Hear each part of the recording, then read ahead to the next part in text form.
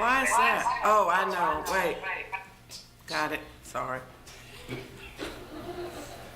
What is this? Sir? Hello, hello.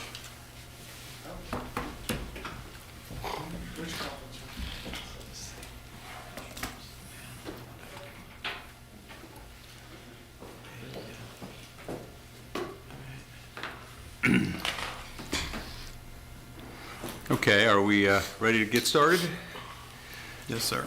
All right, I hereby call this meeting, 6:30 work session, City Council to order. I will note for the record that all five of us are here. Ms. Thomas is not actually in the room with us because I hope she has something more productive to do, but she's in the building if we need her. So tonight's agenda item is really very simple. We're here to talk about parking. Mr. Freeze, lead us off. All right, good evening, Mayor, members of council. My name is James Freese, Director of Neighborhood Development Services, and as you said, we're here to talk about parking and the different parts of our proposed zoning ordinance that address that issue. I'm not going to talk at you for very long because I'm going to turn things over to Ben Chambers, our Manager of Transportation Planning. Thank you. Good evening, Council. I'm Ben Chambers. I'm the Transportation Planning Manager for the city. Within the proposed development code, there are several elements that address the nexus of land use and transportation concerns. These elements include increased densities and mixed uses that can promote the efficiency of active transportation and transit, and design considerations that increase the appeal and usefulness of our public realms for non-motorized travel. Tonight, your discussion will be focused on another of those transportation and land use concerns, specifically vehicular parking. On this topic, the comprehensive plan set out a goal to provide a balanced approach to parking that supports economic vitality, achieves urban form goals, minimizes environmental impacts, and accommodates pedestrians, bicycles, transit users, and disabled individuals. As a strategy for achieving this goal, the comprehensive plan recommends examining the potential for phasing out minimum parking requirements with a sub-strategy that the city should manage parking demand to prevent consistent, disruptive on-street parking spillover in residential areas. The proposed development code would remove minimum parking requirements for off-street vehicle parking. It does this with the intent to reduce parking demand, support the use of alternative forms of transportation, promote reuse and redevelopment of existing buildings, reduce the overall cost of construction and development, and increase the overall efficiency and use of taxable land within the city. Removing the mandate for additional parking supply from new development is critical to reducing the parking demand and supporting the use of alternative forms of transportation in the city. Since the 1950s and 1960s, cities across this country have been relying on minimum parking requirement regulations to manage parking supply as a mitigation to development impacts on parking demand. The minimum parking requirements that have taken shape in these decades have largely been based on the Institute of Transportation Engineers Parking Generation Manual and the predicted traffic volumes that are associated with specific land use types in that manual. The ITE manual assigns parking needs for each land use based on factors that are seemingly correlated with anticipated volumes. So things you might think of like retail square footage, presence of a drive-through, number of employees, those sorts of things. In fact, these correlations have no statistical significance whatsoever. They ignore the design context and alternative access options that could be available to a given site, and have resulted in overbuilt parking lots and developments that are not oriented towards pedestrian, bicycle, or transit access. Reducing parking demand also supports another goal from the comprehensive plan: improve quality of life and promote active living by reducing automobile use and congestion and supporting multimodal options for safe and convenient travel in conjunction with implementation of the future land use vision. According to the Institution for Highways and Transportation in the United Kingdom, who back in like 2005 were very focused on looking at congestion in the London area, you may be familiar with their congestion pricing that they have in central London that came out of the study. The tool that they identified that was most useful for limiting car trips was limiting parking availability. Changing the parking availability either at the origin or destination end of a trip changes the cost-benefit analysis of traveling by an automobile. Removing parking minimums also supports the development of affordable housing. The city's inclusionary zoning analysis showed that reducing parking minimums would be effective at supporting the financial feasibility of constructing new mid-rise apartments with support for the deepest affordability levels. Removing parking minimums removes the burdens of cost and space associated with building an unnecessary additional parking. A parking space, for reference, is about 300 square feet. A surface parking spot can cost about $5,000 a space to construct. If we're talking about a structured parking space, the median cost is over $20,000 a space. There are also ongoing maintenance costs on top of these capital costs. When you compound these together, when you're looking at a multi-unit development, the cost and space requirements that are associated with minimum parking disincentivize the provision of affordable units, and in the most walkable, bikeable, transit-accessible areas of our city would financially burden the residents and businesses by requiring an expensive, unneeded resource. Charlottesville would not be alone in removing minimum parking requirements. In the last decade or so, many cities have removed minimum vehicle parking requirements from their city codes, including nearby cities of Raleigh, Richmond, and Roanoke. In fact, downtown Charlottesville itself has not had minimum parking requirements for years. Experience has shown that generally developers will continue to support off-street parking to meet the needs of prospective residents, commuters, customers, and employees of newly developed sites. By removing minimum requirements, this allows the developer to balance the competing cost and space needs as they design the optimal project for a given site. Removing minimum parking requirements from the development code will not mean that the city is disengaged from the management of parking demands or supply. Within the proposed development code, transportation demand management plans, or TDM plans, would be required for larger development projects. The TDM plan would include an estimate of anticipated travel levels and identification of the means by which that demand would be addressed, either through a combination of on-street, off-street, or shared parking spaces, short-term and long-term bicycle parking, accommodations for pedestrians, cyclists, transit riders, and the mobility impaired, or the employment of TDM strategies for reducing single occupancy trips like carpooling, shuttle services, guaranteed ride home programs, and parking cash out programs. The proposed development code also contains detailed regulations associated with the provision of pedestrian access and the provision of bicycle parking. Regulation of off-street vehicle parking that is within the proposed development code is focused on design provisions that would ensure that pedestrians are able to travel through safe, comfortable, and attractive environments, as well as mitigating negative environmental effects of developing off-street parking. The proposed development code, like our city's current existing zoning code, would not regulate the use of on-street parking. The use of on-street parking is currently managed by our residential permit parking program and by time restrictions on parking spaces around the downtown mall. NDS is currently developing, as part of our work plan for 2024, a scope of work with consultant support for a review and update of these on-street parking regulations. While previous parking studies in the city have focused on parking needs around the downtown area, this upcoming parking study will be more focused on the process that identifies on-street parking issues and employs parking management solutions.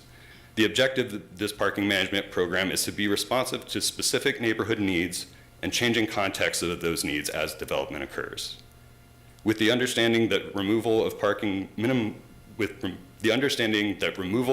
parking requirements in the proposed development code supports the city's goals in the comprehensive plan related to affordable housing, land use coordination, and parking management, and with the understanding that those impacts to on-street parking would be mitigated through TDM plans, the shifting of travel modes, and the reformed on-street parking management process, we'd like to turn this topic over to you for discussion, and we welcome any questions you have related to parking in the proposed development code.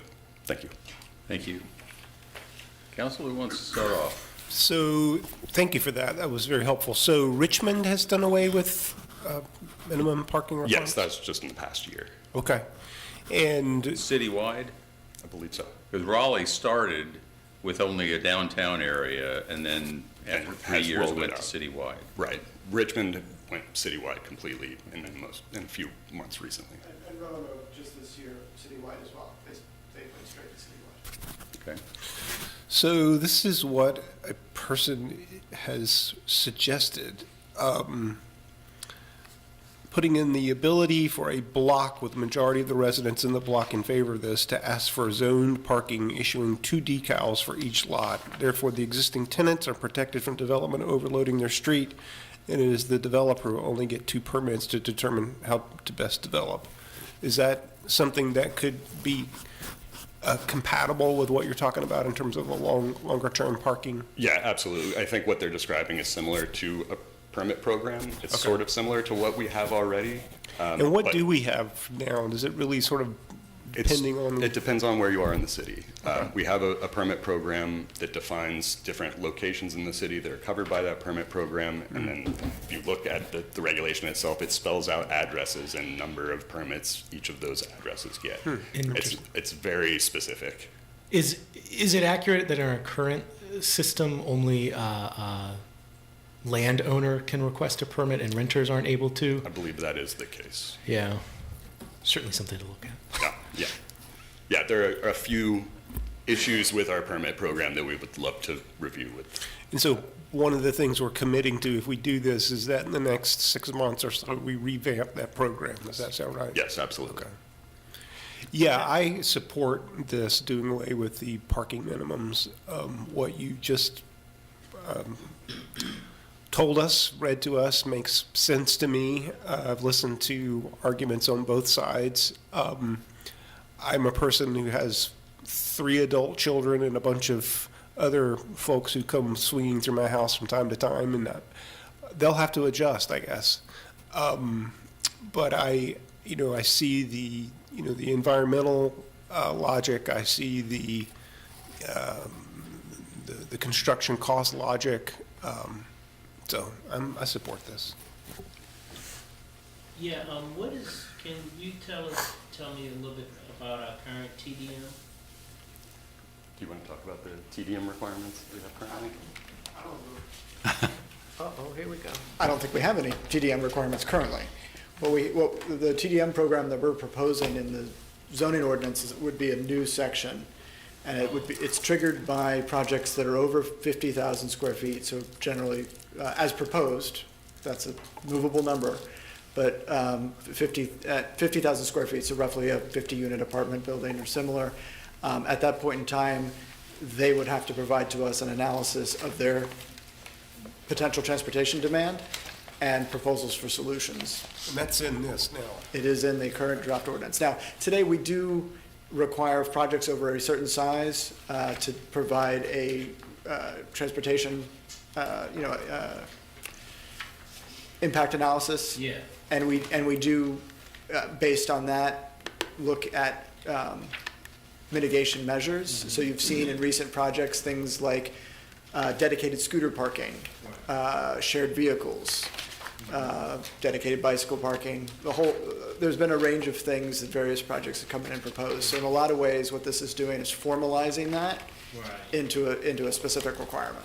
Right, because, this just seemed like centuries ago when I did it, it was like, okay, well, the PDC, they're doing the carpooling, and CAT is doing this with the county, so it's separate, they're doing this, and so it's not really, and I guess it would be, then we may have to hire someone, because this is really gonna have to be a robust type of system where someone is saying, well, I don't have a car, what are my options, and it should be some easy, accessible and easy, user-friendly information as far as options for them. And but yeah, I'm definitely in support of this. This is kind of one of those things when I was in planning school that, it was ideal. It was in the late 80s, but now it's good to see that cities are doing this, and I think it's the quickest way. And some of the information that you gave, Ben, correct, sir? About that you can do a lot of other things, but this is the most direct, the quickest way. I don't know, I forgot the exact language you used, but this is a way to to get. If they don't have any options, then they will Change behavior. I'm curious about your statement at the beginning that you're talking about phasing out minimum parking requirements. That was the language from the comprehensive plan. Okay. They didn't give a sense of whether that should be a stepped phasing out or a complete removal of the requirements, but it seems that that decision has been made since then. Well, the concern that I have is that all of the places where folks have cited an example of changing parking or eliminating parking requirements are all places that have meaningful, functional transit systems, which we do not, and we are a number of years away from doing that. Even if we get the money together to do it, it is to, and probably, as I understand what we've been hearing through the Regional Transit Partnership, at least 3 years away before we can sort of start getting at what they call the constrained solution. And we don't have the money for that yet, and we don't know where we will get the money for that. When one talks about, well, let's use London as an example. London has one of the best developed transit systems in the world. We look at Raleigh. Raleigh started off, I mean, Raleigh's still got a better system than we do, but Raleigh started off by saying, we're going to only eliminate the parking requirements in areas where there is adequate transit access. And I don't know what criteria they use to do that, but clearly that was a step. And I've looked at some other things that talk about the abolition of parking requirements, and in virtually every case, it's a situation, it's a city that's got a much better transit system than we have. My concern is not at all, I mean, I'm perfectly fine with the abolition of parking requirements in downtown areas, although to be candid, we have 2 large parking garages that fill that bill. So it's probably not fair to say that we have done anything with parking downtown to change anybody's behavior. We have not. We've simply socialized the solution.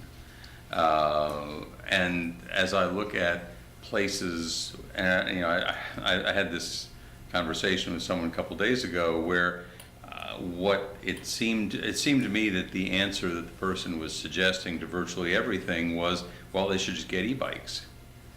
And first of all, speaking for a somewhat older generation, that's probably not going to be happening for an awful lot of folks. Charlottesville has enough difficulties with terrain and weather and so on, so that there are probably a lot of folks who would find that to be an unacceptable solution. My concern overall has been, you know, particularly when we talked, as we did in the comprehensive plan, about phasing out the minimum parking requirements. I'm okay with the idea that 5 years from now, 10 years from now, we end up with no parking requirements, provided that we in fact follow through on what we've been talking about. At least we've been talking about it more seriously, but it's still, frankly, still talk. To have an adequate transit system. And I happen to live in an area where it's from my house, it's about a 15-minute walk to the nearest bus station, or to the nearest bus stop, where one bus runs once an hour, and it goes downtown, and if I wanted to take the bus to any other place, including the University of Virginia, I'd have to change, and basically it would take an hour and a half to 2 hours to get to where I want to go. At least at the moment, let's not kid ourselves, that is not a meaningful transit solution. And I fear that if we enact a provision that ends up abolishing parking requirements completely, as opposed to finding some way to key it to transit use or transit access, that we're going to end up with a situation where we're going to have a bunch of people who, you know, if somebody builds an apartment complex, and this is of course one of the things we still haven't sorted out is what apartment complexes we're going to allow in RA, RB, and RC. If somebody builds an apartment complex in an RC zone and they've got, say, 12 units of housing in there, and all those folks have cars, and where are they being parked? They're being parked on the street. You know, that it's not so much, I mean, it's easy to say that the market will take care of that as to the building being built. But that's again a question of externalizing the cost, of imposing a cost on somebody who is an innocent bystander in the transaction, of taking away the parking that they've relied on for many years. And I use my own example, and we have a driveway that will certainly take a car. It would even take 2 cars or even 3 cars if we wanted to have to move every car in order to get one of them out when the time comes, if there were no other place to park on the street. If my neighbors who are going to be RB decide to build apartment complexes that would take 8 units and don't provide parking, folks like me are going to have a problem. Now, Even if they've got only allowed 2 spots per lot? That's what you're talking about, right? well, if the RB lot is only allowed 2 spots per lot, you're saying they're only allowed 2 parking permits per lot? It would depend on the outcomes of that parking permit study that we're trying to accomplish in the next year. But yes, it would be managed by the parking permit system and not by zoning regulations. We keep, I mean, of course, that if we had a meaningful enforcement of our parking requirements, that would also make a difference, which we have not, as I keep hearing when I talk to folks who live in the university area. They complain that there is no enforcement and they can't park their own cars in front of their own houses. And I think where we are right now, I don't think we are ready for abolishing parking requirements in the residential zones. Let's see. I'm also curious, I saw the reference in the memo that we got earlier today about the inclusionary zoning report of August 2022, and the reference in the report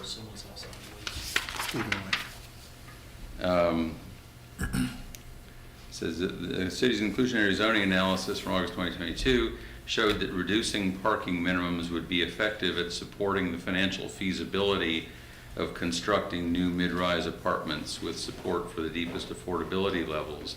I don't recall anything in that report that states that. There were several different policy levers that were investigated through that report that looked at how they impacted the feasibility of building different affordable unit types. One of the policy levers they looked at was a 25% reduction of parking minimums and a 50% reduction of parking minimums. And I believe it was the 50% reduction of parking minimums that had the most feasibility for the deepest levels of affordability that were tested. Was that? It was in the inclusionary zoning analysis report. Yeah, and Where? Do you know? Because I don't remember seeing it. if my memory is correct, yes. I do see one paragraph, says reduced parking minimum for, There should be a series of tables as well. on page 23 of the report. I can also get back to you with where that reference was specifically, but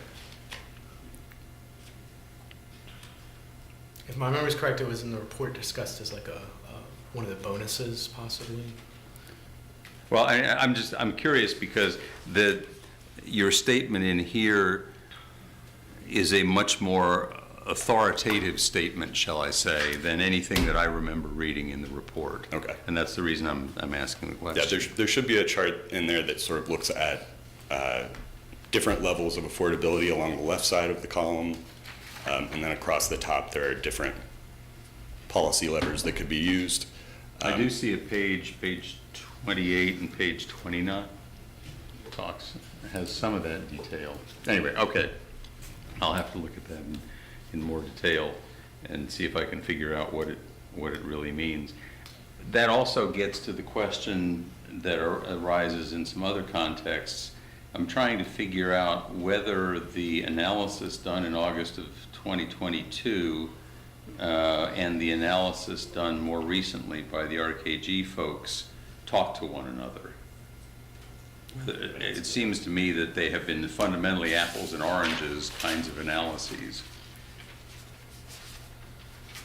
I'm not sure what we mean by that. Well, the RKG analysis, I did not interpret, and maybe I didn't ask the right questions at the time, but I did not interpret that analysis as saying, we're going to look at these specific criteria. They were looking at broader questions, not trying to get to this level of detail.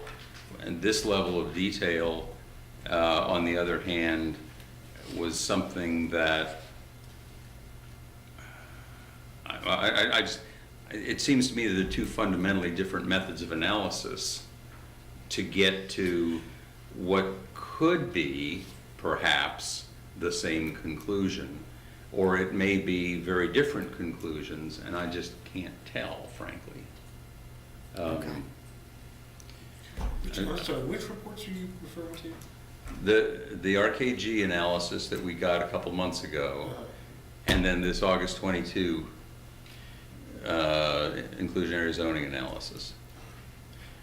And Is that connected to the parking, just sort of like? well, see, I mean, they're suggesting that it is. It says by reducing parking minimums by 50%, mid-rise apartments could support the deepest affordability levels. Interestingly, reducing parking minimums by 50%, I don't see it being reducing parking minimums entirely as an option. So,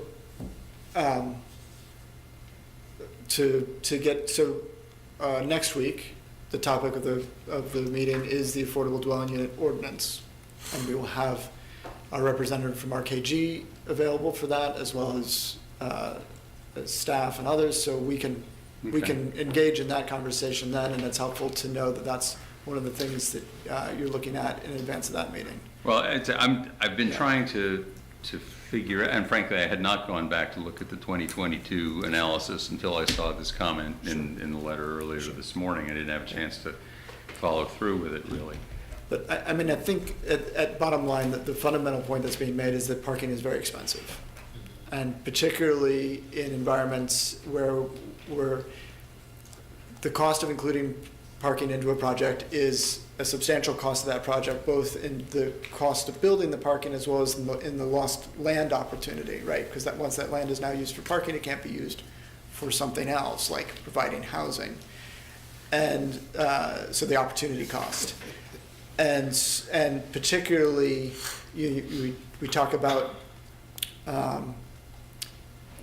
when you're hoping that people will be able to make the choice of not having a vehicle, they end up being locked in and having to pay for the cost of that parking as part of the rent or as part of owning a property, whether they're going to use it or not. That ends up becoming kind of one of the fundamental fairness issues of a minimum parking requirement. And I think it is helpful to separate the notion of parking regulation, a minimum parking requirement, from the issue of providing parking. So you mentioned the parking downtown and how we have that in parking garages, right? Parking garages is far more efficient. A shared parking methodology is far more efficient than requiring each and every lot to provide its own parking. In fact, we wouldn't have a downtown in any recognizable form if each property was required to provide its own parking. It wouldn't work. Mm-hmm. And as we are looking for opportunities to provide more housing, more economic development opportunities, by no longer mandating that every single property provide parking, we are creating opportunity for shared parking solutions that can more efficiently, allow us to more efficiently make use of the land. I think really I understand that in a yeah. commercial context. I guess I just don't understand it in a residential context. Well, residential uses can share parking resources with commercial uses. In fact, that's a very common approach in mixed-use areas, to share those resources. Particularly office and residential is the classic, because they have almost an opposite demand pattern. But let's assume we're not going to have commercial in the residential neighborhoods, at Sure. least for now. Sure. That's therefore not a factor. Yep, but I come back to mandating the provision on parking for folks who may or may not actually at the end of the day use that parking or want to use that parking, but are now required to bear the burden of the cost of that parking. And suggesting that the policy that's been adopted, a minimum parking requirement basically says that that every single property within the city has to devote a portion of its land area to parking as a use. And yet we know that that has detrimental impacts on the city from an environmental standpoint, from a fiscal and economic standpoint, from the standpoint of walkability and transportation and all those things that we're trying to accomplish. And so then the question is, what benefit is that required parking providing? What public benefit? Because I would argue that a parking space is a private benefit. The public benefit that it provides is theoretically to reduce congestion. That was the original idea behind minimum parking requirements, but what we found over time is that the more parking you provide, the more cars you have and the more congestion you end up with, particularly as that parking led to reducing the use of things like transit and walking and biking. And so then the other thing it does is reduce spillover parking. Well, our most effective way of dealing with the issue of spillover parking is by regulating the on-street parking. That's by far going to be more effective than requiring parking on a site, because that we can directly control. And we can do things like say, we're going to limit parking provision to 2 spaces to a lot, for example. I mean, I don't mean to seem to be trivializing it, but there are an awful lot of folks who, for example, let's say somebody wants to have a party on the street. Mm-hmm. Where are those folks going to park? They're not going to take a bus. Sure. Well, they can take an Uber. I mean, that's, I don't mean to be flippant, but that is how people get around. I mean, it is. I work with folks. $40 a ride. Huh? For $40 a ride. $40 a ride. It is like 25 to 30. You know, so it's A lot of people do get around. That's sorry. Michael is trying to put a little levity into the situation because everyone is going. Well, I think the thing is that, I mean, to the point about having a party, I think that's right. People are going to have to find a different way to have a party. I mean, it's part of what we're saying here. I think I just think it's a paradigm shift of how, I mean, I get everything you're saying, Lloyd, and I get it, but it's one of those things, are we going to, if we continue to have to wait on having transit system Ubers that cost $5 as opposed to 25 or 30, I just think we'll be kicking this can down the road for years. And in the meantime, we're trying to get building zoning ordinance where people can go start building stuff for us. Yeah. And I also think that developers they're smart. They're going to, I'm not saying the market will handle everything. I don't want to be flipping that way either, but I do think that people recognize that having parking is a valuable thing and will price that into their construction. That's fine for the builder of the new apartment complex, but it doesn't help at all the people who live next door to that complex, who already live there, who've lived there, had a settled expectation for 20, 30 years. And I just think we ought to, if we're going to make a change like that, let's figure out what we need to do to make that change palatable. Which I think they're suggesting with the TDMs and with the permitting parking. Well, most of these places aren't going to require TDMs in the RA, RB, RC lots. So Lord, I mean, I understand. If your 50,000 square feet is your minimum, there will not be TDMs for any of those. Yeah. Well, do we want to lower that number? I think that was one of the things I had down to maybe we can look at that because, we don't have a lot of development. I thought that we had a presentation, I think it was by UCLA, to say, because what I'm hearing you say that maybe we make this transition over time, but I thought that UCLA study said that, kind of going incrementally is not, you're not going to get the impact, and so I don't know how we're just going to have to make some tough decisions. I didn't remember the UCLA study is dealing with parking minimums in that way. They were talking about building more 6 and 10 unit apartment buildings. Yeah, and with those development, you have to have parking. I mean, you know, you have to factor that in as well. So anyway, I've considered parking as part of that as well. So I mean, we're in the process now. We're trying to work out solutions, and I'm, you know, from you and maybe Michael, who, and I understand, and that was my concern. We hear complaints, you know, from some developments now. Think of the one along Fifth Street where there's not a lot of on-street or no on-street parking, and you know, I know that some of the residents there, they, you know, they may not be happy, but somehow they deal with it. They have parties and things like that. So, what are your suggestions if you know if you don't think that we need parking to eliminate parking minimums? Well, Let's hear it. my first question was to turn and look at the question of what does it mean to phase in parking requirements, which is what our comp plan talks about. And I was hoping that there would be some experience, and maybe the experience of Raleigh is an example, where you start off by saying, let's apply it to the places that have good transit, and that's your phasing in process. I know I went to a website that tries to describe walkable cities and walkable neighborhoods in cities. And in Charlottesville, the areas that are deemed walkable are basically the University Avenue corridor up through the downtown mall and down JPA a ways. Anything north of the bypass is not a walkable neighborhood. Anything south, most of Belmont isn't regarded as a walkable neighborhood. Most of Johnson School District and so on isn't regarded as a walkable neighborhood. And The goal is to get there, though, right? I mean, that's the hope. well, but do It's you, kind of do you chicken get or there egg. by snapping your fingers and say, okay, forget it, pal, you gotta walk a mile to the nearest to the nearest store, or to the nearest bus stop, or whatever? Or do you say, you know, let's look for a way to phase that in some way? And I don't know what the answer is, because I was hoping that there would be some folks with some superior expertise who would be able to tell me what phasing in our comp plan actually meant.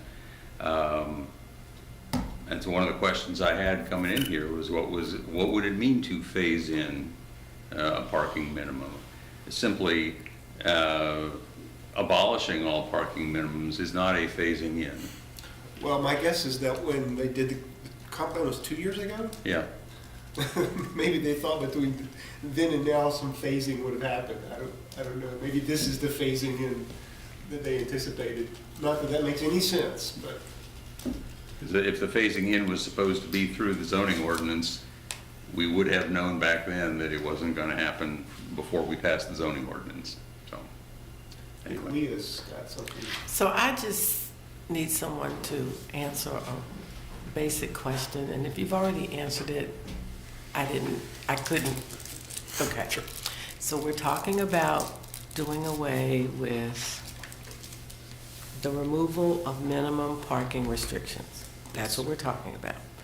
Could you please explain to me, if you have already done it, I know you'll do it again, what does that mean for neighborhoods where people already have permits to park and where we already have designated spaces for handicap parking? So it would not mean much for those people because Okay. they're already being governed by the on-street parking permit program. Okay. What we would be looking at in our following study would be at reforming that program and seeing, are there some changes that we need to do with our curbside management, both in terms of where we're putting handicapped spaces, where we're putting parking permit requirements, the zones that are also impacted by those permit requirements. So we would be looking at all of those, but not as part of the zoning regulations, as part of the permit regulations. So what would that entail? Because it sounds to me at some point, maybe the people with permits might not have permits anymore, but the handicap spaces would still remain, or am I missing it? I don't know that we could say definitely that those Okay. people with permits wouldn't have permits. We would be, looking at a reform of the permit program. So Got it. they may continue to have permits under that program, but it may be governed slightly differently. I see. Well, thank you. Yep. A question in response to some of the points raised. Could you speak to the research or experience of localities that eliminated parking minimums in terms of what the scale of the change actually was in terms of how much parking got built versus the previously existing status quo?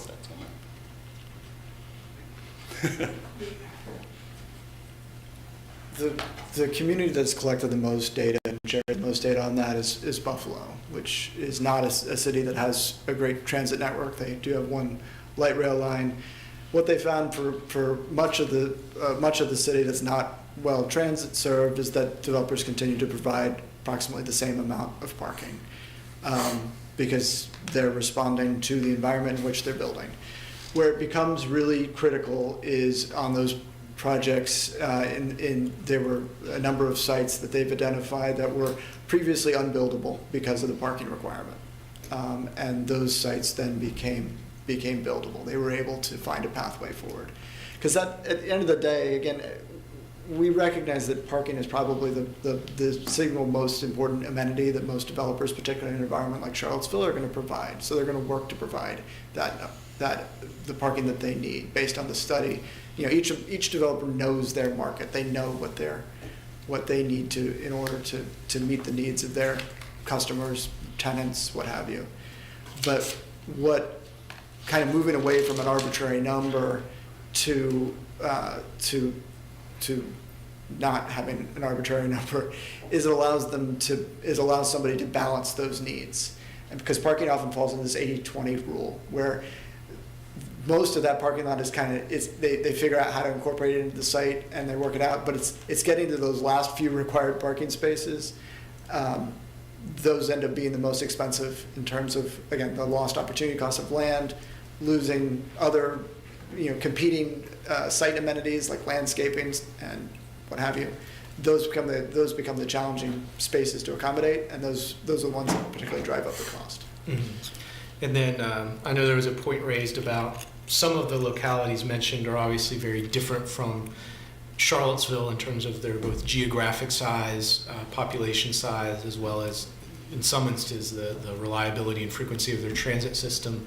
I'm curious if you could speak to any localities you looked at that are similar in terms of being college towns or perhaps closer to us in population.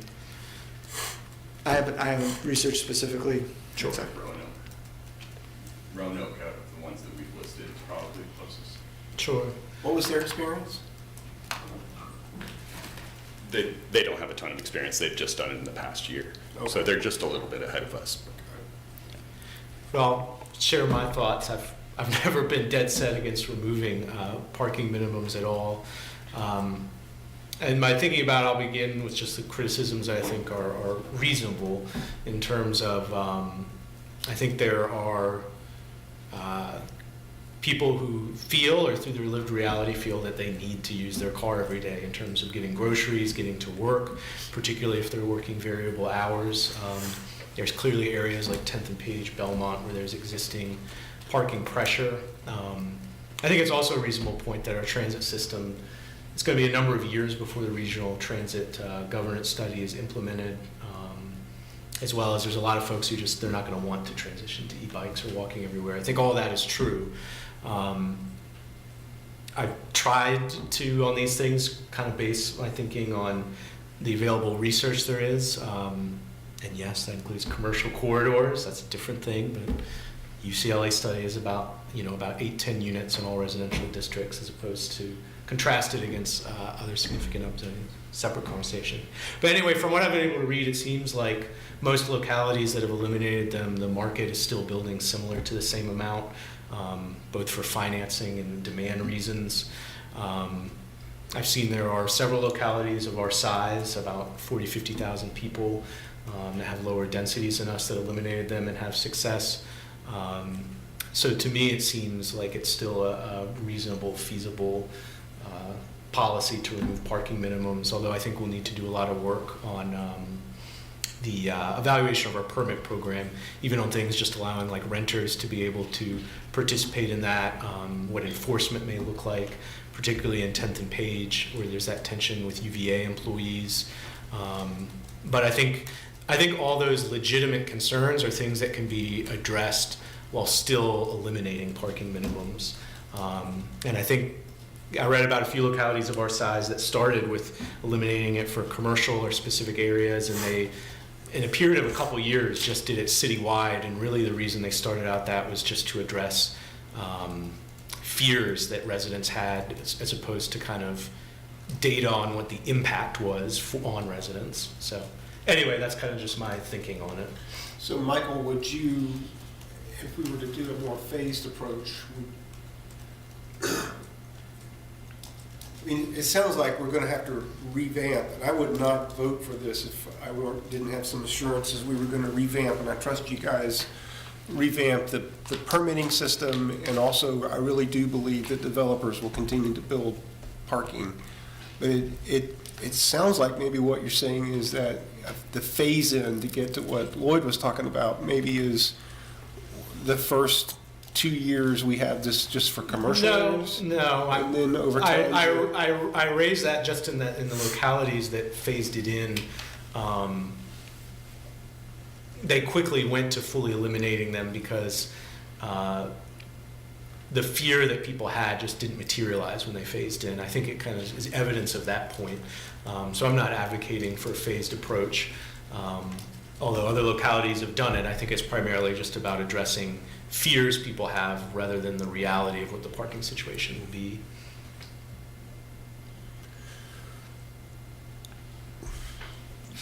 With the hope that people will use the parking garages more, correct? Well, I think in our like, The issue is in the neighborhoods. The issue to me is not downtown. yeah, I think, And there's an interesting sort of contradiction, it seems to me, that if we say that the developers are going to continue to build roughly the same amount of parking that they've been building before, but that somehow this is the cure to make a whole lot more things affordable, it sounds to me like we're not making anything more affordable. Well, like you said, it's the 80-20 rule. It's those last couple of, so if, I mean, and this is just like a design constraint you face all the time with these sorts of projects. If you follow the rules by the letter, you're going to be required to do X. But you can actually get in, 0.8 times X, and that lets you build the project. And it's that, softness or mushiness around the edges that lets people build things they wouldn't otherwise be able to build. And yeah, I think you're right. I'm not sure from a practical standpoint, 5 years from now, we're going to see I think the fears that people have won't materialize, and I also think you're still going to see plenty of parking around because Well, people, that's in part because nothing we do is going to snap our fingers in 5 right, years. which is from part now. of the thing about the phasing thing is like, well, even if we just decided right now and snapped our fingers, I mean, we're talking 5 years before this would really, I think, have any material impact on anyone. And hopefully by that point, we've got, we need to get serious about transit. I mean, absolutely. To me, all of these things have got to work together, or, why would we invest, flipping the argument around is, why would we invest all this money in transit if we're still like a car-centric sort of city? So it's got to be, it's got to be whatever term, symbiotic or some sort of thing we do at the same time. well, looking at other localities, it's obviously not 100% efficient, but the market is generally, including the willingness of financiers to back certain projects, it seems like the market is usually building like what there's a demand for. So, it tends to build, again, not perfectly, but generally like units that don't have parking, there's some demand for that, like existing and meeting that. And for the demand of people who just feel they really need parking, that's still getting built and financed. And in some instances, a lot of projects won't even necessarily get, financial backing if they're not including a certain amount of parking because of what the perceived demand is. So anyway, I just feel like that's how it will play out. I mean, if you pick a typical house, say in Locust Grove where we live, let's just think about it. Most of those houses have enough parking, off-street parking for 2 cars. Yes. Yeah, would you Yeah. say? And if people had the opportunity to have permits for 2 cars, right, that would be 4. Now, if we had an RC or RB development that happened right down the street, to Lloyd's point, you know, that could upset the apple cart.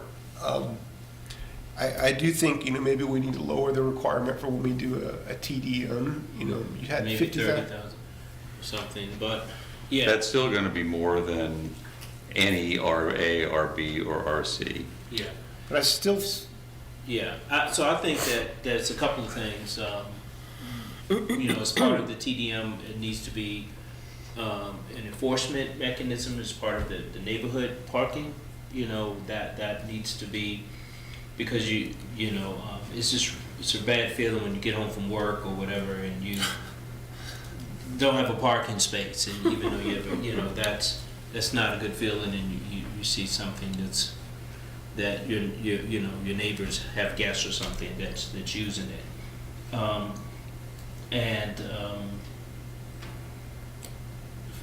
forgot my other point.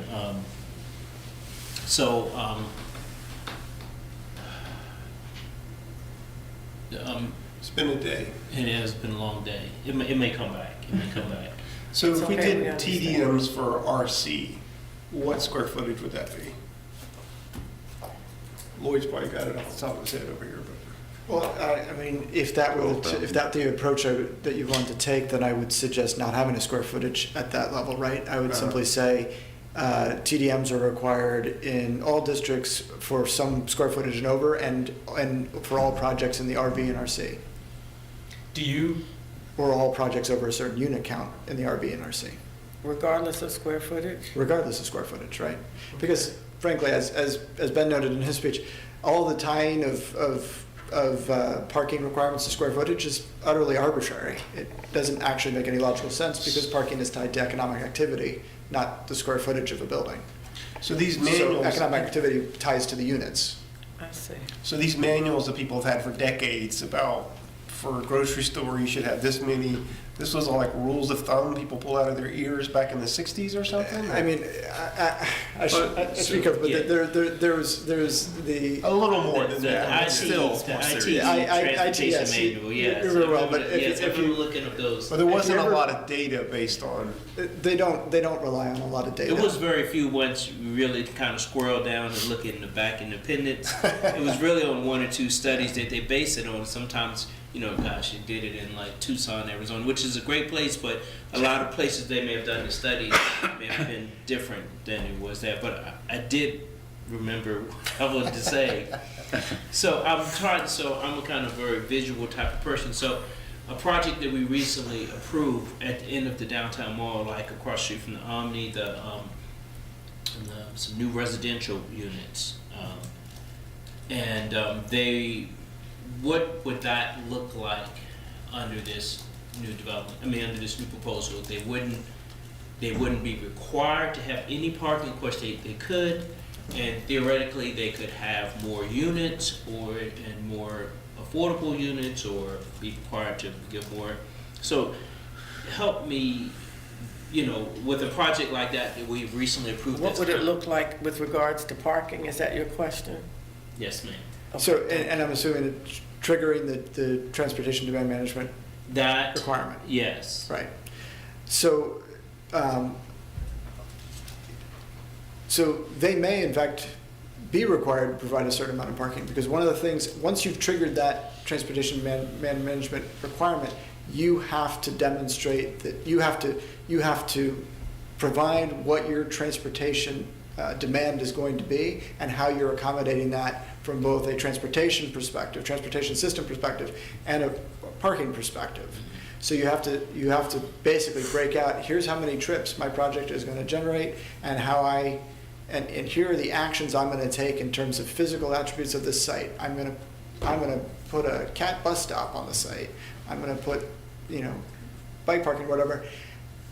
What's my mode share gonna be relative to those trips? And for that mode, that portion of that mode that you're anticipating is gonna be vehicular, then your part of that proposal is gonna have to be parking spaces, right? Because for the larger projects, it's bound to be part of the mix because that's the environment we live in today. And that's why I think that really, that there's probably going to have to be a staff, maybe it's a new person that's going to be dedicated to following up, enforcing this, because I'm thinking about when I was doing planning, that when there was a lot of new nursing homes or nursing care facilities, the wide range of it, that they would open up and said that they had transportation, they had a bus, but really that didn't, and it really started putting a lot more burden on the county and the city to provide jaunt and other services for them. But people bought in, but they said they were going to provide all these services for them, and so it just has to be an enforcement that you say you're going to do this, because I think a lot of times they know that once they approve it, no one's going to check on. Yeah, I completely agree. I know at one point you all came to us with a proposal about hiring some company or something to do. Remember this about 3-6 months ago? One of our meetings, you mentioned something about Maybe. hiring a contractor that we would outsource checking parking. I don't know, but I definitely agree that we're going to need to boost our resources on enforcement and get real about that. I mean, like transit, I mean, that's part of what's going to make this work. I mean, there's got to be a monitoring component. Part of what this effort is attempting to do is mode shift within the realities of the city and where we are today and where we will be over time. But part of this effort is mode shift, and in order to ensure that particularly things that are programmatic that a development is committed to doing, like providing access to car share, right? There's going to have to be a reporting requirement of some kind that basically says, hey, over time, you've continued to provide that car share service. Yeah. Right. I mean, it's like Airbnbs. I mean, we've got to, like, if we're going to have rules, we've got to enforce the rules. Right. And if that means investing in whatever, then so be it. We should try to recoup the costs by, fees or whatever. Yeah. Well, I think for that new apartment complex above where Livery Stable is now, maybe I'm wrong, but wouldn't they already be exempt from parking minimums? Yeah. So we have an example of what that looks like, which it still includes, if my memory is correct, parking. Oh, yeah. There's a parking garage associated with that project. Right. Similar with code building, obviously commercial rather than residential, but I feel like those are examples of the kind of parking you still have built, just with more flexibility, whereas, maybe I'm wrong, I think that, blanking on the name, that office building kind of near Kindlewood off the downtown mall did have a parking requirement. 323 Garrett. Yeah. It did. Yeah. And you kind of see what that resulted in is something, just a really crappy building that the residents in Kindlewood hate because it towers over you even more. All you do is look at 3 stories of parking, and I think literally probably like 99% of those spaces have no use even at like peak hours. Yes, Granted, that's because the office. Them out. What? They're leasing them out. Okay. The parking. And it's still not being used. Okay. Yeah. Granted, the office market changed, but Yeah. yeah, I mean, COVID happened. Yeah, I mean, you look at barracks. I mean, creation of parking minimums and peak hours. It's just vast unused spaces. So. Well, clearly, shopping centers build Sure, parking for December 21st. Sure. That's how they define what their parking requirements are. Well, and they're walking back from that. Yeah. And it's actually Black Friday is the highest peak day. Is it now? Yeah. Okay. And I mean, I don't go out on Black Friday. I don't there is a previous community where I worked, a shopping mall, that had they determined that at the peak hour on their peak day, which was Black Friday, they had 900 extra parking spaces. Wow. And that was because they were seeking a reduction in their parking minimum requirements so that they could start to make those spaces available to a shuttle company to shuttle people into downtown Boston. On the residential side, and again, I apologize, it is a Boston example, but the Regional Planning Agency in Boston did a study and determined that most apartment complexes only occupied 70% of their parking spaces. That they in the study area that they were looking at in Greater Boston. They made that determination by going around at 1 a.m. and doing parking counts with the permission of the property owners. So there's a fair amount of evidence out there that minimum parking requirements have led to a significant oversupply of parking. But there's no clear methodology to arriving at what the right number is, because that right number really is market driven. Supposing we were to say, we want to have, we're going to cut our minimum parking requirements in half for residential purposes. Would that accomplish anything? Certainly, I mean, it puts the parking requirement in half. Mm-hmm. What is their current requirement? Chrissy, for mine. So single family R1 is one space for single family residential. If you have a accessory unit, then that requires another space for the current code. If you're in an apartment situation, it's 5 bedrooms, so it's one space per 1 and 2 bedrooms, and then 2 spaces for up to 4 bedrooms. I mean, I'm not too worried about the parking requirements for a single-family house. What I'm worried about is we plunk down an RC affordable 12-unit apartment complex, and one of the reasons we've made it affordable is that we've abolished the parking requirements, and so there's more affordability. But that doesn't mean that the folks don't drive cars. And particularly because we've still, I think most of the places that are RC at least have a little bit of bus service, kind of by definition, Right. but it may only be once an hour. Yep. And that's still not an adequate response. So again, the issue for me is not with the people who would be occupying the new building. It would be for the neighborhood who are having this change foisted upon them. And maybe that's something that needs to get phased also, and figure out a way to phase that impact so that it doesn't run the risk of seeming to be such a, in some cases, they would regard it as a drastic change. You know, this gets back to my overall sort of analysis paralysis, I suppose, that the best thing we have going for us in all of these plans is that it isn't going to happen on the schedule that the proponents think it's going to happen on. And which always makes me nervous if the reason why it's appearing to be palatable is that it isn't going to work. Or at least not going to work the way we want it to. I mean, again, I come back to the metaphor of, maybe analogy. I've got to use the word like in there somewhere, I guess. But the ecological metaphor, you know, creating that design opportunities, and this was something that James mentioned to me, creating the design opportunities such that the market, and not just the market, but people can figure out ways to build what they need as minimalistically as possible, as inexpensively as possible, without having to have a bunch of rules or minimizing the number of rules. I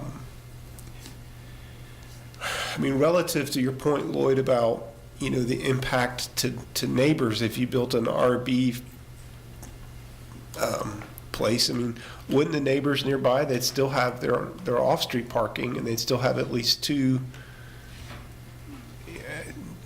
to permits they could have for themselves. I guess your Well, point unless, is- unless they don't have off-street parking because they haven't been required to have off-street parking. But if we made the rule that people that owned a home or, you know, the landlord or whatever had by right 2 permits, isn't that what y'all were describing earlier? 2 on-street permits? Yeah, I think that's, I mean, we're hesitating to commit to exactly what the permit Sure. program looks like But today. that's the sort of But that's- idea. That's the notion, that's. I mean, kind of the pathway. wouldn't that, I mean, you're talking about 2 to 4 spots for people to park.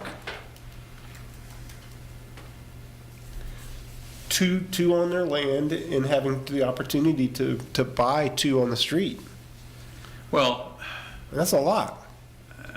you know, it's interesting, and at least an earlier draft of this code would have basically prohibited parking in the front yard. I gather that's no longer in the code. It's still there for the, your 3-unit and up buildings. Yeah, absolutely. Because, I mean, ultimately, we're trying to get away from the notion of a parking lot in front of the house. Right. So, and one of the design considerations that we've talked about early on was the number of places, particularly been built in the last 15 or 20 years, where you've got basically a garage and a house built above the garage, and you come in and there you are.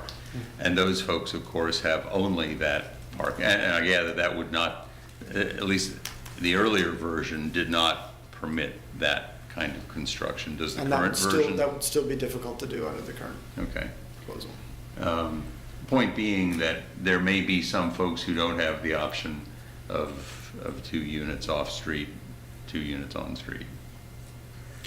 So, Right, but say if But they you, don't have that now, do they? Put it in. they could, you know. I mean, say we're talking about, Say you could only have you could only have a driveway that was one car wide, as I recall, on the side, or in the case of many places, their setback requirements wouldn't permit more than one car. say if you say Rugby Avenue and say something was built there that, you know, the folks that are concerned, understandably, I'm not trying to minimize their concerns, but say one of the larger RC units was built, the neighbors would still have their off-street parking, which in most cases is, you could put 3 or 4 cars there. And then they would still have at least the option to buy 2 permits for the street. Right? Yep. I don't know, I don't see it. I don't know. I'm also thinking of having, in the last couple of days, driven around Huntley and so on. There's no place you could put on-street parking there, because everything is so cheap to jowl. You've got driveways and, No. you know. And in fairness, I mean, it's going to be very, very street specific. I mean, Belmont is going to be very different than Greenbrier, and I guess in part my expectation is the market will respond to those particularities, but And there's, part of what we are looking at when we think about this permanent parking program is recognizing that there are streets where on-street parking just isn't gonna happen. It's not gonna, either it's gonna be one side of the street or it's gonna be no sides of the street. And that doesn't mean you magically get to have a parking space because you don't have one, you know. Some places just aren't gonna have on-street parking And because of the so narrowness of Huntley the is street. probably not the best example, in that when it was built with no parking on either side of the street. And that's what folks signed on for. They have off-street parking, but again, that was part of the homeowners association that was put together at that point in time. So, residents, whether they read it or not, it's one thing or the other, but if they signed on knowing that they were gonna be very limited in their parking ability in that area. So I guess would it be impossible for somebody along on one of those streets to make themselves, you know, to build themselves an apartment? You know, if an RA zone, I think they would be proposed for RA, to say, well, we're gonna put 3 or 4 units on my lot. So I'm gonna divide my house. It would be pretty tough because there's no green space there. Right. But do you turn your single-family house into a duplex or a triplex or something? If they chose to do that, as proposed, they would be choosing to do that with the full knowledge that they wouldn't be able to market those units as having access to any parking. Uh-huh. Which means, I mean, part of what that does is it reduces the value of that unit on the marketplace. Yeah, well, and that's why I'm sort of thinking out loud here, and I'm happy to have you shoot me down. Yeah, in chatting with Natalie Michalstrom, our soon-to-be new colleague, I know that one of the points that she's made to me is just that, having, and you said this earlier, I think it was you, James, induced demand, having parking lots, having more parking that you absolutely need induces demand. So I know that, she has pretty strong views on this as well in terms of eliminating the on-demand, or the, Minimum. yeah, that word. So, So I got you. it's pretty good arguments, I think.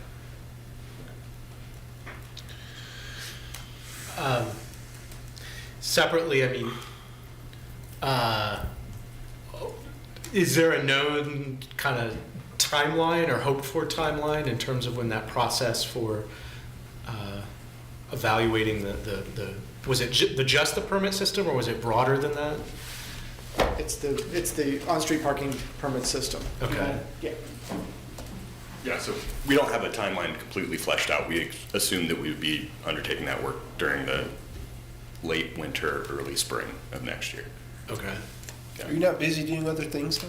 I've got a few other things on my plate, but this one's a fun one. By late winter, you mean like February of 2024, or are you talking about Right, a we year, would be year getting, after that? No, we would be getting started January, February of 2024. Okay, Or spring of 2024. right, yeah. Yeah, But second semester, how about that? There you go. yes.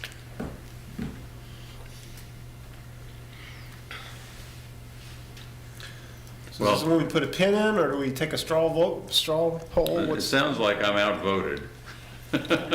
Well, you certainly will be after January 1. I don't know about now, but I think there's at least 3 of us. I'm not sure what Ms. Puryear, how she feels about this. How are you but- thinking about it? I'm debating. It seems like something that would be feasible. And I'll come back to what I said earlier. I think one of the reasons it might not be as bad as some folks have conjured up that it might be is that all of these processes are going to take at least 5 years for anything to really happen. And maybe we just say, okay, let's reconcile ourselves to the fact that there are going to be a lot of changes in the next 5 years, and figure that it's unlikely that any one of the changes is going to get so far ahead of the others as to be, a real problem. And that if it's going to take us 5 years to begin to get some of these duplexes and triplexes and 6-unit apartment buildings and so on, that gives us, that's roughly the minimum time frame for beginning to get a meaningful transit system. Right, and the transit system's going to require some significant, that's, A lot of money. it is, which is, Money we ain't got. yeah. At least not yet. Yeah, well, and probably, realistically, probably General Assembly legislation as well. Yeah. Yeah, that's optimistic, for sure. Yeah. Maybe they And to will. be- Well, I mean, Yeah, a change in the governor, I mean, I think it is done, so I certainly don't think it's impossible. Yeah. Oh, you think a new governor will be more in line to help with the transportation in the Commonwealth? There are reasons to believe that. Okay. I mean, I keep I hope think alive. The other thing that we're really going to have to start putting some, focus on political capital, whatever word you want to use, and specifically, I think in some conversations with the university, it needs to rise to the top, is the regional transit governance effort. So they're getting pretty far along in terms of what that might look like. I know Lloyd, you and Michael are tracking that pretty closely, but. Yeah, what are we thinking, 4 to 6 months before we get sort of a final product from there? I thought it was right after the first of the year. That was my Okay, memory. That's And more then, like 3 months then, that's fine. and realistically, I think the big conversation will be between UVA, Albemarle, and Charlottesville about Yeah. funding and what mix of funding streams to do. And it should be noted, it's a lot of money, but if you look at their analysis, across Charlottesville and Albemarle, it's not to minimize it, but a pretty small increase in either sales tax or other sources can permanently fund it. Yeah, I mean, if we're given the go-ahead from whatever state entity or whoever, Todd Divers, maybe, are you listening? It can definitely be funded. I mean, there are the, And some of that The money amount- we're allocating now for transit, this will be all new money. Right. this is new The money new- that's coming into the system by this, that would be the idea, that would fund itself like an authority would. Right, and as you move forward with this is kind of aside, I definitely would like to have some type of tax and authority with that so that we'll be able to really have the impact that we wanted. And I know it's difficult, we couldn't get it for schools, it would be hard to get it for, Well, you can't get it for the little kids. I know. Well, and I know. I always, the public defender's office, the establishment of that failed like 8 times in a row. And I remember Yeah. hearing about the history. Okay, 4. Okay. Let's make it 20. Go for it. Well, and hearing people who were advocating for it at the time, a lot of people, oh, you're just tilting at windmills, but it took time and it did happen. And I it really- changed your governor. Exactly, but I think it's going to be Governor similar to Allen transit. vetoed it 4 years in a row, and then he moved on. So you think, so there's hope, because there will be another governor. I think there is, for So sure. So you say there's a chance? Yes. If the next governor is transportation motivated, right? Okay, so is there any other discussion that we can profitably have? So I have a evening? question. Sure, what is There was it? the reference to RKG and the ability for them to provide some perspective. Did we work through whether or not we need that? Because I felt I heard that. Well, the question in my mind was simply whether this analysis and their analysis Are the same. are working in the same direction, or are they maybe coming at the same point from different directions? And I don't know the answer. Sure. So, but we already have RKG slated to join us virtually for the Okay. meeting on Monday. And the intent would be to prepare them for that question. I wrote it down. Thank you. Just want And to be could sure. you please reframe the particular question again? I've missed it. Well, I'm understanding the question to be to compare and explain the differences between RKG's analysis and the HRNA analysis from August of '22. Okay, yeah. Is that a fair restatement of the question? Yes. Yeah, and I use the admittedly clunky metaphor of whether those two talk to one another, but Right. how, But you're speaking to the fact that they seem to be arriving at different, or similar conclusions, but you want to understand, are there differences in the analysis the same? What's? right.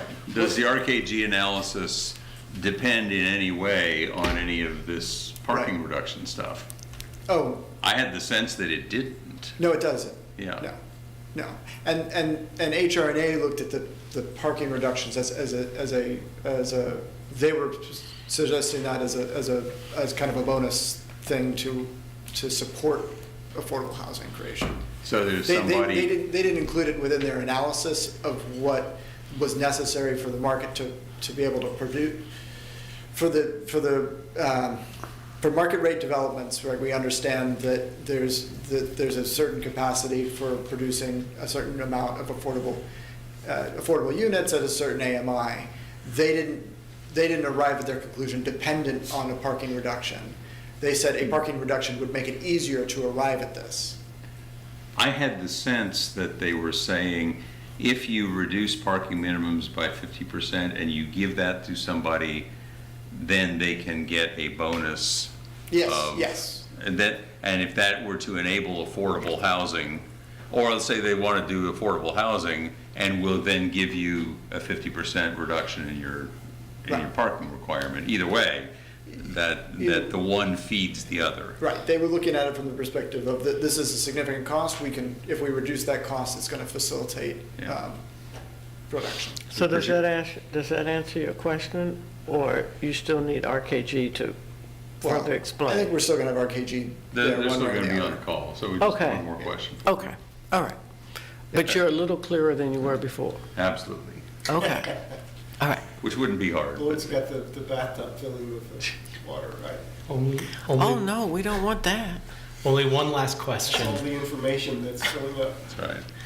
I don't know to who. The transportation demand management plans, I know previously you've said one of the challenges is once zoning passes, you're anticipating a possible increase in the number of permits and projects. When you look at everything entailed in getting a detailed, worthwhile TDM, is there in anticipation that some additional capacity may be needed for that we should kind of be getting in front of on our end for council? Understood. The approach I'm taking to capacity related to increases of, in permitting broadly is that we don't know what that's gonna look like. It could be a spike at the beginning and then it lowers and evens out. It could be steady state. It's gonna change because the regulations change, but it also is market dependent.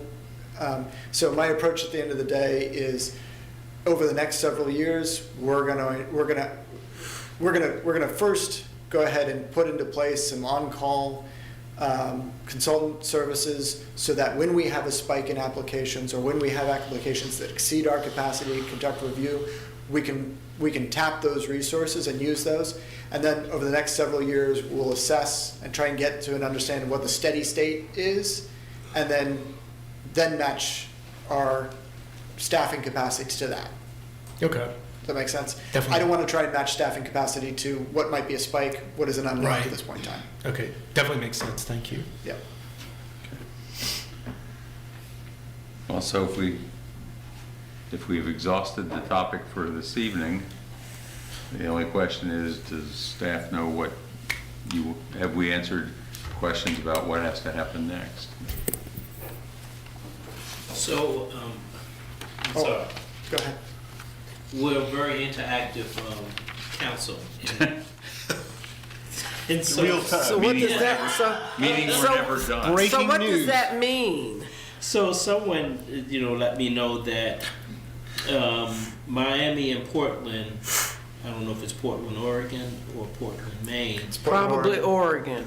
that reverted, Oregon, yeah. did some changes back to their, had some minimum, eliminated their minimum, but went back because of complaints of neighbors and stuff. Anyway, I just, They removed minimum parking requirements, they put them back, and I believe they're at a point where they've removed them again. oh, I don't know if you know? Portland's there. Yeah, no, Portland is who I'm talking about, yeah. But see, that's an example of flexibility. You did something, it didn't work, you reversed, and it Well, didn't it's- work again, I and you gather went it's not back. clear that it didn't work, it's just clear that, have four? No. The point you're making is the politics changed. I'm sorry? I think the point you're making is the politics changed. Yeah, and one of the points that I have tried to make in all of this is, let us not get to a situation where we create too fertile a ground for the politics to change. Yes. But anyway, What does that mean? Could I, just as a note, on Sure. November 29th, our Yes. scheduled meeting topic is the zoning map itself. And not to Oh, steal your right. thunder, unless you want to, no, you know where I'm going? yeah. No, go, I go don't. for it. The mayor requested that each of you provide a list of those areas or streets or blocks or however you want to do it, that you were interested in discussing at that meeting. And I've gotten, at this point, 2. I'm accepting the question you asked about the JPA neighborhood as Yes, request? and I have a list that I'm starting, and I was gonna ask you what's the deadline, because I'll get those to you. I hadn't thought of a hard deadline, but as soon as possible is helpful for us so that we can be prepared for that meeting.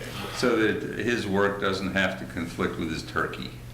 Yes. There you go. We don't want that. Don't worry, appreciate they'll have it to you I'll do it. Before- before the Let's shoot for next 15th, Monday. Yes, next Monday. Yeah, next Monday. And this Okay. next Monday's topic is, or topics, ADUs and affordability and all that sort of stuff again. I'm focused on the Affordable Dwelling Unit Ordinance, which does cover all those topics. Yeah. and that's the manual that And we'll that's what have. RKG is going to be there to talk about. So we'll It that the- includes the manual as put well. an Yes. ADU in your backyard. Okay, There you go, Michael. are we done then? Is the meeting on Monday at 6? I think so. Hold Okay. on, let's Yes, see. 6 o'clock All right. Where? Here? here. Oh, Okay. our favorite meeting. I just want to say thanks. Oh, hold on. Wait a minute, let's look Not at so that. fast, buddy. I Well, tell you. this works regardless. City space. City space. What? Okay. 6 o'clock, city space is 6 what I o'clock, have city on space, this so- calendar invite. I want to thank our staff. I don't know how y'all do it, and give us, our apologies to your spouses and families, but thank you for hanging out on a weeknight with us till 8. Yes, I know we're we'll lovely probably be people. getting hate mail from them soon. Okay. Thank you. think we're adjourned. Thank you. Thank you, Mr. Freed and friend. Did you ask me?